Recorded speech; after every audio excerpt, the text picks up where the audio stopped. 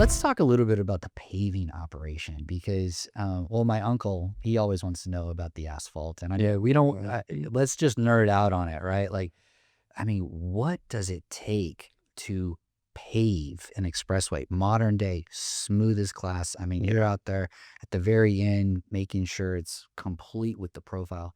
Kind of walk through that operation. It's a major operation. Yeah. So it's interesting. So I love the paving too. I've been doing the heavy civil world forever, but paving's always the icing on the cake. Everyone looks at it, how it rides and everything. But, there's really only maybe 16, 25 paving crews in Northern California, right? So everybody kind of knows everybody, the paving foreman, the paving operators. And, it's a hard job, right? You're usually driving to some location just that day, unless you're paving, the JPA like this, where we have multiple days of paving. But typically it's a parking lot. You're showing up at 5 a.m.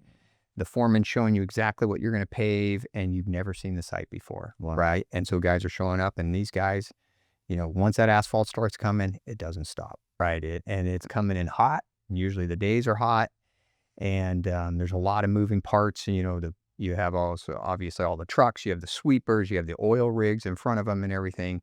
But the smoothness it's great. I mean, it's got a lot better than it used to in the old days. I mean, now we're running off GPS. We're running off, I call it the ski. It's sensing in front and sensing in back, and then it's doing math to kind of make it smooth.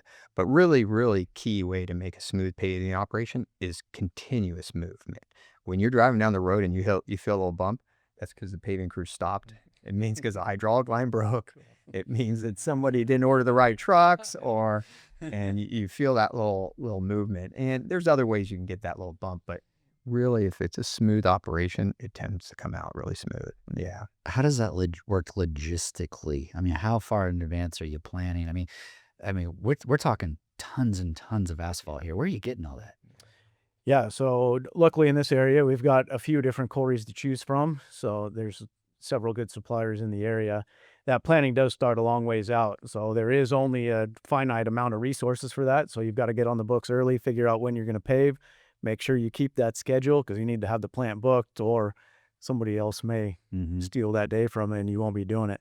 So, and the number of trucks it takes, all of it requires quite a bit of Do you planning. recall how many trucks and do you remember what the paving operate? I know it's been years. Yeah, it's been a little while. So at the top of my head, there was about 55,000 total tons of HMA on this project. I do remember. So, it was a fairly straight, wide open roadway. We had the advantage on this one to leave traffic in its original alignment and go pave out this roadway.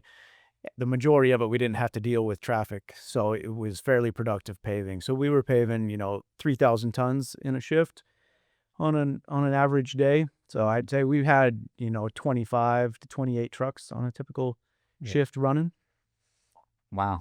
Okay. I mean, that sounds like a lot. I mean, in terms of 55,000 tons. I mean, it's not an airport runway, right? But it's still a lot of substantial. Significant amount of paving. Yeah. And when you do does it matter the width? Because you're transferring over to a bike path. Like how does that work in terms of the width of the expressway versus changing and going down to a bike path? Is the same equipment? It can be similar equipment. In the terms of the bike path, that one was narrower. It did require a different paver. You just wouldn't have physically been able to fit a larger highway paver on the bike path. So when you're working in a tighter area, more logistical challenges arise. There's no room to get a truck around you, so you have to switch up truck types. So you can make a few turn-ins, and then you actually have to back up the truck to the paver, dump directly in the hopper, and keep going. So there's a few more challenges, but it's just the same operation at a slower pace.